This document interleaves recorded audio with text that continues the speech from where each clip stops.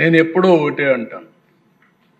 ఈరోజు మీరు చూసారు దేశ first time Balayogi east Godavari జిల్లాలో పుట్టిన వ్యక్తి.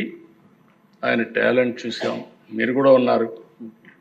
ఎన్డీఏ ప్రభుత్వంలో స్పీకర్గా పెట్టుకోమని ఆనాటి ప్రభుత్వంలో వాజ్పేయి గారు రిక్వెస్ట్ చేస్తే రెండు ప్రభుత్వాలకు కూడా సయోధ్య ఉండాలి. కనీసం మీరు మంత్రులు తీసుకోకపోతే పోయారు, ఒక స్పీకర్ని తీసుకోమని తెల్లవారితో నిర్ణయం చేసి ఆయనకు ఇన్ఫార్మ్ చేశాం.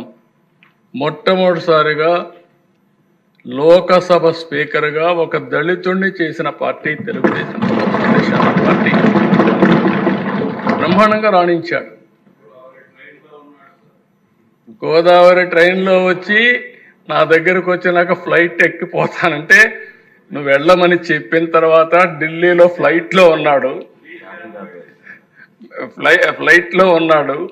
ఫ్లైట్లో ఉంటే దిశ వాజ్పేయి గారు ఫోన్ చేసి మీరు ఇప్పుడన్నా ఒప్పుకోండి, 10:30కి నామినేషన్ వేయాలి, 12 గంటలకు 11:30 12 గంటల టైం కూడా అయిపోతుందంటే అప్పుడు నేను అన్నాను ఓకే నేను చెప్తానని చెప్పి మళ్ళీ ఫోన్ చేసి ఓకే అండి బాలయోగి గారికి ఇస్తున్నా అని చెప్పి బాలయోగి గారు ఫ్లైట్లో ఉంటే ఎర్రంనాయుడు గారికి ఫోన్ చేసి పిఎం గారు అని ఇది చేశారు, మీకు ట్రాఫిక్ అంతా కూడా క్లియర్ చేస్తారు, ప్రత్యేకమైన లైన్ ఇస్తారు, ఇమ్మీడియట్ దిగతానే తీసుకుపోయి నామినేషన్ ఇప్పించమంటే ఎగ్జాక్ట్గా 5 నిమిషాలకు ముందు పోయి నామినేషన్ వేశారు అధ్యక్ష.